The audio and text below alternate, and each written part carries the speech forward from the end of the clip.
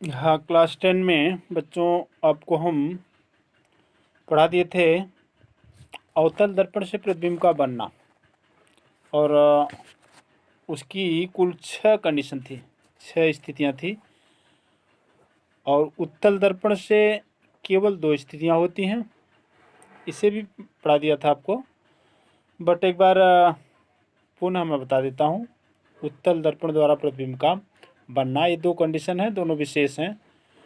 तो first condition इसमें ये होती है, यदि वस्तु उत्तल दर्पण के सामने अनंत पर स्थित है, तो ऐसी स्थिति में बच्चों वस्तु का प्रतिबिंब जो होता है दर्पण के पीछे आभासी बनता है, सीधा बनता है, अत्यंत छोटा एकदम बिंदु मात्र बनता है और एक फोकस पर बनता है।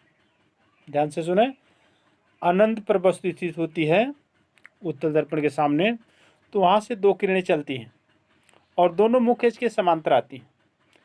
और समांतर आने वाली प्रकाश की किरणें उत्तल दर्पण से परावर्तन होने के बाद इस प्रकार लौटती है बच्चों कि उन्हें अगर पीछे बढ़ाया जाए तो वो फोकस पर जाके मिलती है। तो इस प्रकार अनंत पर स्थित वस्तु का प्रतिबिंब उत्तल दर्पण से आभासी बनता है, सीधा बनता है, फोकस पर बनता है, अत्यंत छोटा एकदम बिंदु मात्र बनता है। ये पहली कंडीशन रही। दूसरी कंडीशन है, जब वस्तु उत्तल दर्पण के सामने एक निश्चित दूरी पर होती है, अनंत पर नहीं होती है, अनंत से करीब होती है दर्पण की तरफ, एक निश्चित दूरी पर होती है, तो वहाँ से भी 2 किरणें भेजी जाती हैं। एक किरण भेजी जाती है मुख्य अक्ष के समांतर, और वह किरण दर्पण से परावर्तन के बाद इस प्रकार परावर्तित होती है, लौटती है कि उसे पीछे बढ़ाया जाए तो वह फोकस पर जाती है। दूसरी किरण भेजी जाती है वस्तु से वक्रता केंद्र की तरफ, वक्रता केंद्र की सीध में भेजी जाती है और यह दर्पण से परावर्तन के बाद अपने ही मार्ग पर वापस होती है। अगर इसे पीछे बढ़ाया जाए तो वक्रता केंद्र पर जाके मिलती है। तो इस प्रकार से दोनों किरणें बीच में, फोकस और ध्रुव के बीच में एक दूसरे को काट देती हैं। तो उत्तल दर्पण के सामने एक निश्चित बिंदु पर स्थित वस्तु का प्रतिबिंब फोकस और ध्रुव के बीच ही बन जाता है, और यह प्रतिबिंब आभासी होता है, सीधा होता है और अत्यंत छोटा होता। ये 2 कंडीशन रही बच्चों उत्तल दर्पण से प्रतिबिंब बनने की। अब आपको हम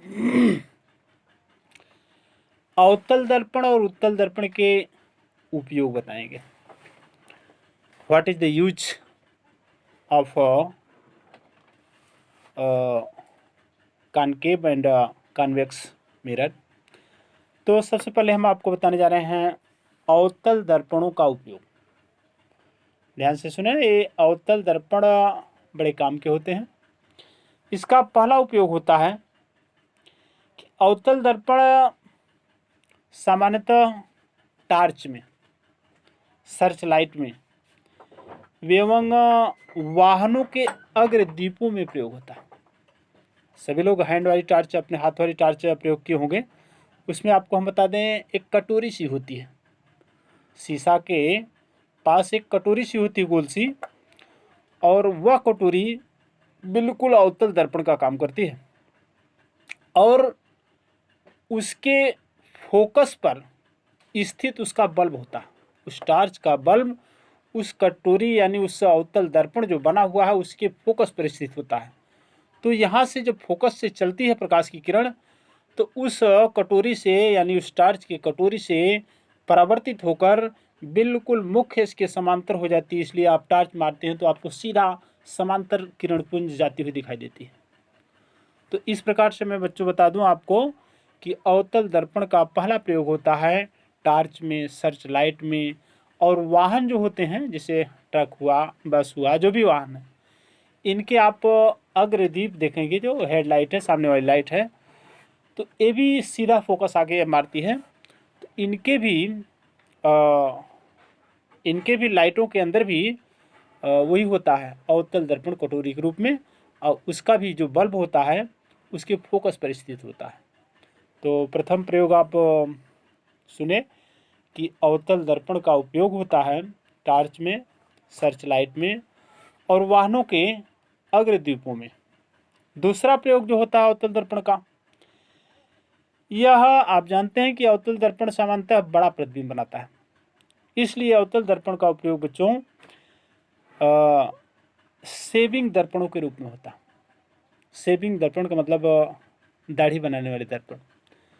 तो जाहिर सी बात है कि सेविंग दर्पण में अगर अवतल दर्पण का यूज हुआ है तो आपका चेहरा बड़ा दिखेगा, और जब बड़ा दिखेगा तो हर सूक्ष्म चीज़ आपको बड़ी दिखेगी और आपको सेव करने में आसानी होगी। तो दूसरा उपयोग हुआ आपका अवतल दर्पण का सेविंग दर्पण के रूप में। तीसरा है आँख, कान, नाक, दांत, जो भी ये आंतरिक पार्ट हैं, तो आँख, कान, नाक, दांत जो भी हैं, इनके सूक्ष्म भागों को देखने के लिए, आँख, कान, नाक आदि के सूक्ष्म भागों को देखने के लिए अवतल दर्पण का उपयोग डॉक्टर लोग करते हैं, यानी इसका चिकित्सा में उपयोग होता है। सूक्ष्म रहेंगे उनको बड़ा करके अवतल दर्पण दिखाएगा तो स्पष्ट दिखाई देंगे। तो तीसरा उपयोग होगा अवतल दर्पण का उपयोग आँख, कान, नाक आदि के सूक्ष्म भागों को देखने के लिए होता है। और चौथा उपयोग जो बच्चों है, यह है सौर भट्ठियों में सूर्य के प्रकाश को केंद्रित करने के लिए बड़े बड़े अवतल दर्पण का प्रयोग किया जाता है। आप जानते हैं कि मुख्य अक्ष के समांतर आने वाली प्रकाश की किरणों को अवतल दर्पण फोकस पर केंद्रित करता है। तो इस प्रकार जहाँ जहाँ सौर भट्ठी लगी हुई हैं वहाँ बड़े बड़े अवतल दर्पण लगाए जाते हैं, क्योंकि अवतल दर्पण के ऊपर प्रकाश की किरणें आपतित होंगी और इन प्रकाश की किरणों को वह फोकस पर केंद्रित करेगा, इसलिए वहाँ पर बहुत बड़ी मात्रा में हीट पैदा होगी, ऊष्मा पैदा होगी। तो ये चार उपयोग हुए अवतल दर्पण के। इसके बाद है उत्तल दर्पणों का उपयोग।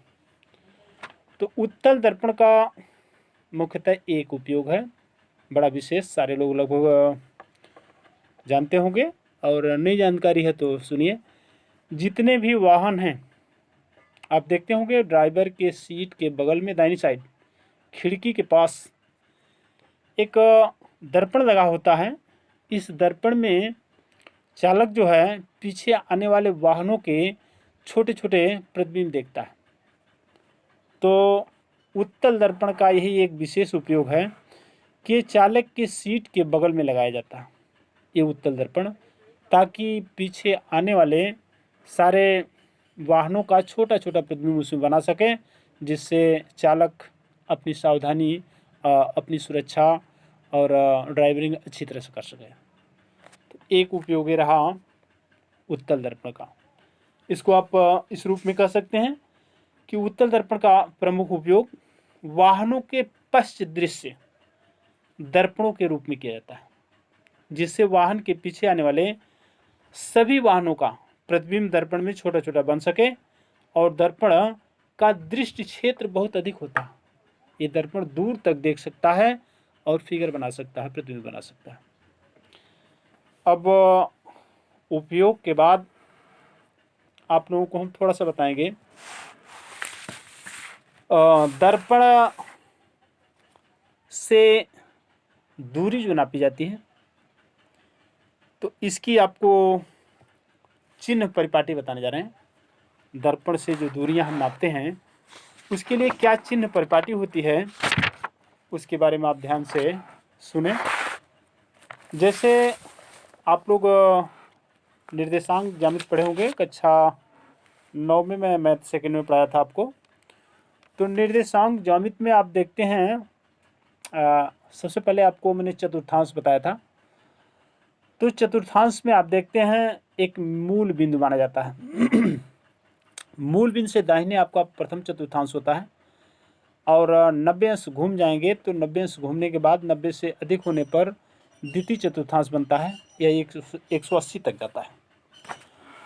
ये द्वितीय चतुर्थांश 90 से 180 के बीच होता है, और तृतीय चतुर्थांश 180 से 270 तक जाता है और चतुर्थ 270 से 360 तक जाता है। तो इस तरह से एक पूरा कागज का तल 4 भागों में बंट जाता है, 4 चतुर्थांशों में बंट जाता है। आप वहाँ चिन्ह परिपाटी पढ़े हैं कि प्रथम चतुर्थांश यानी मूल बिंदु से दाहिने की दूरियां धनात्मक होती हैं और द्वितीय चतुर्थांश यानी मूल बिंदु से बाएं की दूरियां ऋणात्मक होती हैं। आइए तृतीय में, तो तृतीय में क्या होता है, ये मूल बिंदु से नीचे का चतुर्थांश है और बाएं साइड का, तो इसकी भी दूरियां आप जब नीचे नापेंगे तो यहाँ पर दूरियां ऋणात्मक आएंगी और चतुर्थ में भी आपकी नीचे चतुर्थांश पड़ता है, दूरियां ऋणात्मक होंगी। सेम वही चीज़ है, दर्पण में भी सेम वही चीज़ है। दर्पण के ध्रुव को मूल बिंदु मान लो और ध्रुव से आप दाहिने की तरफ जो भी दूरियां नापेंगे वो धनात्मक होगी और ध्रुव से बाएं की तरफ जो भी दूरियां नापेंगे वो ऋणात्मक होगी। पुनः उसी ध्रुव से उस मूल अक्ष के ऊपर की नापी गई दूरियां धनात्मक होंगी और उस मूल अक्ष के नीचे की नापी गई दूरियां ऋणात्मक होंगी। इस तरह से आपको हम बता दें, दर्पण के ध्रुव और वक्रता केंद्र फोकस से होकर जाने वाली ये जो रेखा है इसे मूल अक्ष कहते हैं, मुख्य अक्ष कहते हैं। ये मुख्य अक्ष जो है आप समझ लो वो एक्स अक्ष हो गई।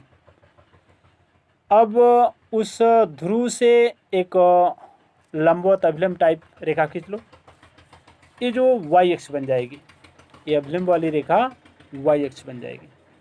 तो बच्चों अगर इस ध्रुव P से बाएं की तरफ आप वस्तु रखते हैं, अमूमन बाएं ही रखा जाता है, तो बाएं की तरफ जब वस्तु रखेंगे तो ये ध्रुव से वस्तु तक की दूरी u कही जाती है, ये u ऋणात्मक होगा। अब यदि आपका प्रतिबिंब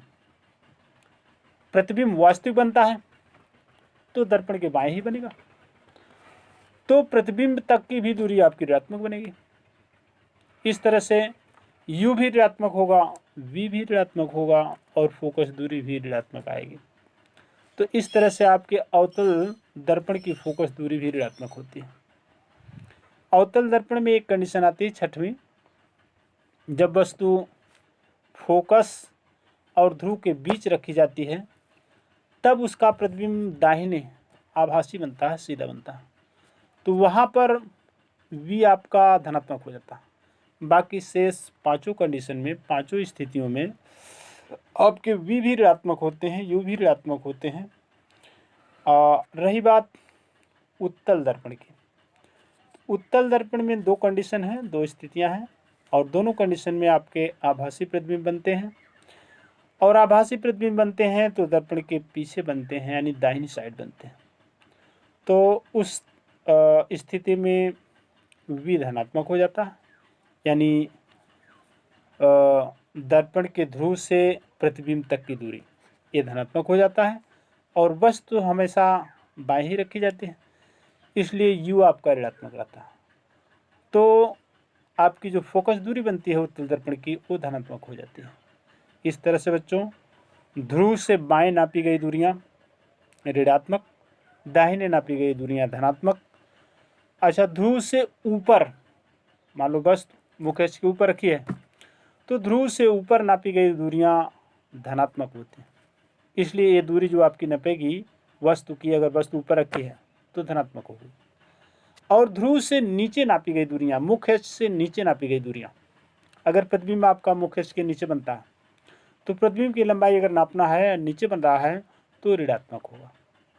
तो इसमें बहुत स्पष्ट सी बात है, परेशान होने की बात नहीं, बहुत स्पष्ट सी बात है कि ध्रुव से बाएं की दूरियां ऋणात्मक, दाहिने की दूरियां धनात्मक और ध्रुव से जो मुख्य अक्ष जा रही है, मुख्य अक्ष के ऊपर की दूरियां धनात्मक और मुख्य अक्ष से नीचे की दूरियां ऋणात्मक होती हैं। आज यहीं पर हम आपको रोकते हैं, शेष अगले स्पीच में बताएंगे।